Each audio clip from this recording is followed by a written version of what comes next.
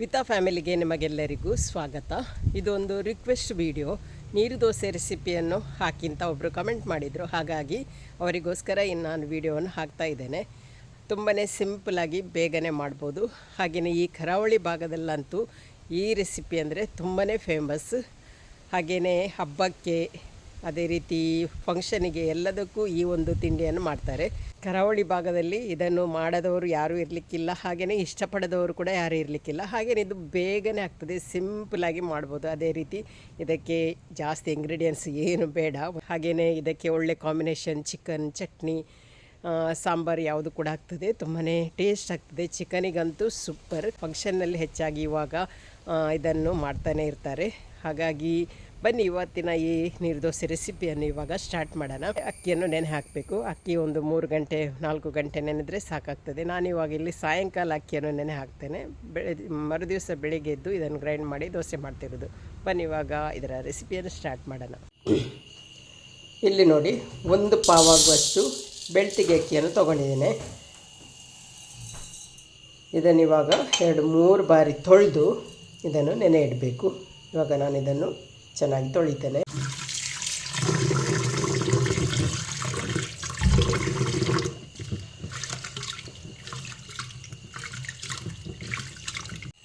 ನೋಡಿ, 3 ಸಲ ತೊಳೆದು ಇವಾಗ ನೀರು ಹಾಕಿ ನೆನೆ ಇಟ್ಟಿದ್ದೇನೆ. ಇದು ಇವಾಗ ಚೆನ್ನಾಗಿ ನೆನೆಯಬೇಕು. ಇವಾಗ ನಾನು ರಾತ್ರಿ ಇದನ್ನು ನೆನೆ ಹಾಕ್ತಾ ಇದ್ದೇನೆ, ಬೆಳಿಗ್ಗೆ ಎದ್ದು ಗ್ರೈಂಡ್ ಮಾಡೋದು.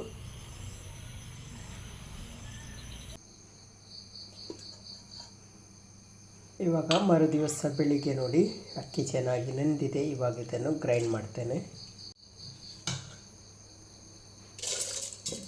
ಇವಾಗ ಇದಕ್ಕೆ ಬೇಕಾದಷ್ಟು ಉಪ್ಪು ಹಾಕ್ತೇನೆ. ಸ್ವಲ್ಪ ನೀರು ಹಾಕಿ ಇದನ್ನು ನೈಸಾಗಿ ಗ್ರೈಂಡ್ ಮಾಡಬೇಕು. ನೈಸಾಗಿ ಆದರೆ ಮಾತ್ರ ನೀರು ದೋಸೆ ಚೆನ್ನಾಗಿ ಬರ್ತದೆ. ಇವಾಗ ನೈಸಾಗಿ ಇದನ್ನು ಗ್ರೈಂಡ್ ಮಾಡ್ತೇನೆ.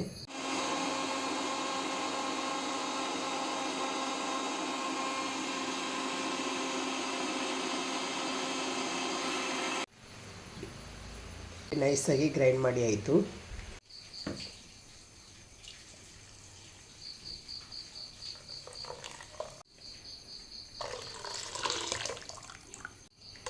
ನೋಡಿ, ನೀರು ದೋಸೆಗೆ ಇನ್ನು ಎಷ್ಟು ತೆಳು ಬೇಕು ಅಷ್ಟು ತೆಳು ಮಾಡಬೇಕು.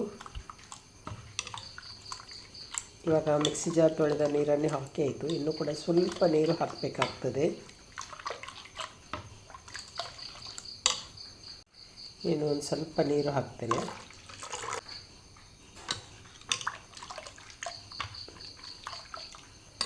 ನೋಡಿ, ಈ ಥರ ತೆಳುವಬೇಕು.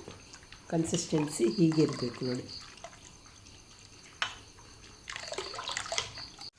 ಜಾಸ್ತಿ ತೆಳುವಾದರೆ ಕೂಡ ನಮಗೆ ದೋಸೆ ಚೆನ್ನಾಗಿ ಬರುವುದಿಲ್ಲ.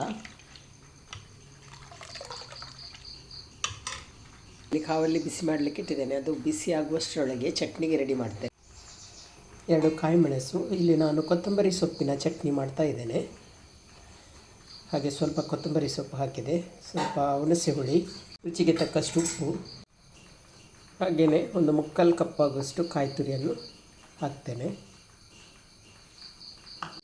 ಇನ್ನು ಸ್ವಲ್ಪ ನೀರು ಹಾಕ್ಕೊಂಡು ಇದನ್ನು ಗ್ರೈಂಡ್ ಮಾಡ್ತೇನೆ.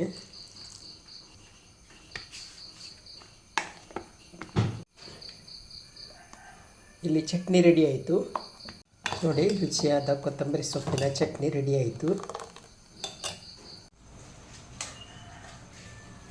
ಇವಾಗ ನೋಡಿ, ಕಾವಲಿ ಬಿಸಿ ಆಯಿತು. ನಾನು ನಾನ್ ಸ್ಟಿಕ್ ಕಾವಲಿಯಲ್ಲಿ ಮಾಡ್ತಾ ಇದ್ದೇನೆ. ಕಬ್ಬಿಣದ ಕಾವಲಿಯಲ್ಲಿ ಕೂಡ ಚೆನ್ನಾಗಿ ಏಳ್ತದೆ. ಇವಾಗ ಕಾವಲಿಗೆ ಸ್ವಲ್ಪ ಎಣ್ಣೆ ಹಾಕ್ತೇನೆ. ಇವಾಗ ನೀರು ದೋಸೆ ಹಿಟ್ಟನ್ನು ಹಾಕ್ತೇನೆ. ನಾನ್ ಸ್ಟಿಕ್ ಕಾವಲಿಯಲ್ಲಿ ಆದರೆ ಈ ಥರ ಮಾಡಲಿಕ್ಕಾಗ್ತದೆ. ಕಬ್ಬಿಣದ ಕಾವಲಿಯಲ್ಲಿ ಆದರೆ ನಾವು ತೆಳುವಾಗಿ ಹಾಕಬೇಕಾಗ್ತದೆ.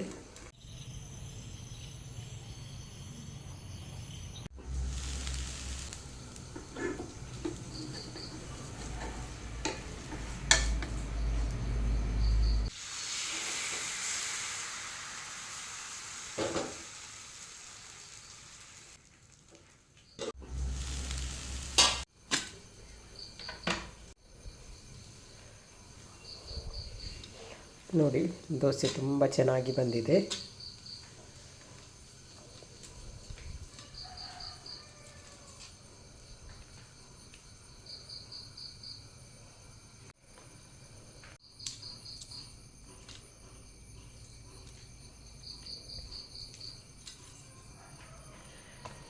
ಇವಾಗ ಬೆಳಿಗ್ಗೆ ಬಿಸಿಯಾದ ದೋಸೆ ರೆಡಿ ಆಯಿತು.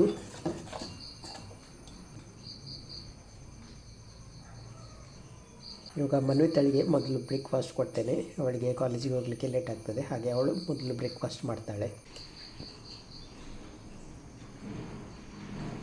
ನೋಡಿ, ಇವಾಗ ನೀರು ದೋಸೆ ರೆಡಿ ಆಯಿತು. ತುಂಬಾ ಸಾಫ್ಟಾಗಿ ಚೆನ್ನಾಗಿ ಬಂದಿದೆ. ನೀವು ಕೂಡ ಯಾರಾದರೂ ಇನ್ನೂ ಕೂಡ ನೀರು ದೋಸೆ ರೆಸಿಪಿಯನ್ನು ಮಾಡಲಿಲ್ಲ ಅಂದರೆ ಒಮ್ಮೆ ಟ್ರೈ ಮಾಡಿ. ಎಷ್ಟು ಸಾಫ್ಟಾಗಿದೆ ನೋಡಿ.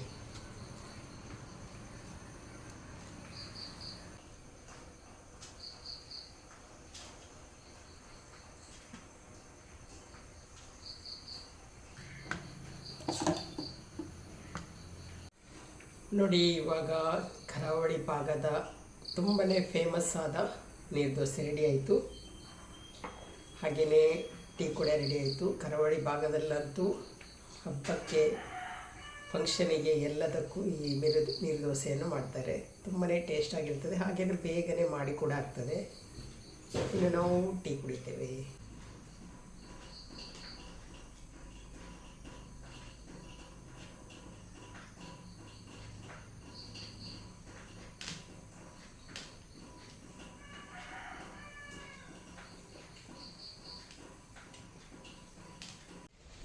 ನೋಡಿದ್ರಲ್ಲ ಫ್ರೆಂಡ್ಸ್, ನೀರು ದೋಸೆ ರೆಸಿಪಿಯನ್ನು. ತುಂಬಾ ಈಸಿ ಅಲ್ವಾ ಮಾಡಲಿಕ್ಕೆ, ಯಾರಿಗೆ ಬೇಕಾದರೂ ಮಾಡ್ಬೋದು. ಕೆಲವೊಮ್ಮೆ ಏನಾಗ್ತದೆ ಅಂದರೆ ಕಬ್ಬಿಣದ ಕಾವಲಿಯಲ್ಲಿ ಈ ನೀರು ದೋಸೆ ಏಳುವುದಿಲ್ಲ, ಕೆಲವೊಮ್ಮೆ ಹೇಳ್ತದೆ ಚೆನ್ನಾಗಿ. ಹಾಗೆ ನಾನು ನಾನ್ ಸ್ಟಿಕ್ಕಲ್ಲಿ ಮಾಡಿದ್ದು. ನಾನ್ ಸ್ಟಿಕ್ಕಲ್ಲಿ ಮಾಡಿದರೆ ತುಂಬಾ ಸಾಫ್ಟಾಗಿ ಚೆನ್ನಾಗಿ ಬರ್ತದೆ, ಹಾಗೆಯೇ ಏಡಿಸಲಿಕ್ಕೆ ಕೂಡ ಈಸಿಯಾಗಿ ಬರ್ತದೆ. ಹಾಗೆಯೇ ಕಬ್ಬಿಣದ ಕಾವಲಿಯಲ್ಲಿ ಮಾಡಿದರೆ ಟೇಸ್ಟ್ ಜಾಸ್ತಿ, ನಾನ್ ಸ್ಟಿಕ್ಕಲ್ಲಿ ಮಾಡಿದರೆ ಸಾಫ್ಟ್ನೆಸ್ ಜಾಸ್ತಿ, ಅಷ್ಟೇ ಡಿಫ್ರೆನ್ಸ್. ಹಾಗಾಗಿ ಹೆಚ್ಚಾಗಿ ಇವಾಗ ನಾನ್ ಸ್ಟಿಕ್ಕಲ್ಲೇ ಈ ನೀರು ದೋಸೆಯನ್ನು ಮಾಡ್ತಾರೆ. ಹಾಗೆ ಇವತ್ತು ನೋಡಿದ್ರಲ್ಲ ಎಷ್ಟು ಸಿಂಪಲಾಗಿ ಇದನ್ನು ಮಾಡಬಹುದಲ್ಲ. ನೀವು ಕೂಡ ಇದೇ ರೀತಿ ಒಮ್ಮೆ ಟ್ರೈ ಮಾಡಿ ನೋಡಿ. ಇವತ್ತಿನ ಈ ಒಂದು ನೀರು ದೋಸೆ ವಿಡಿಯೋ ನಿಮಗೆ ಇಷ್ಟ ಆಗಿದೆ ಅಂತ ಅಂದ್ಕೊಳ್ತೇನೆ. ಇಷ್ಟ ಆದರೆ ಲೈಕ್ ಮಾಡಿ, ಶೇರ್ ಮಾಡಿ, ಅದೇ ರೀತಿ ಸಬ್ಸ್ಕ್ರೈಬ್ ಮಾಡೋದರ ಮೂಲಕ ಚಾನಲ್ಗೆ ಸಪೋರ್ಟ್ ಮಾಡಿ. ಇನ್ನೊಂದು ವಿಡಿಯೋದೊಂದಿಗೆ ಸಿಗ್ತೇನೆ. ತನಕ ಬಾಯ್.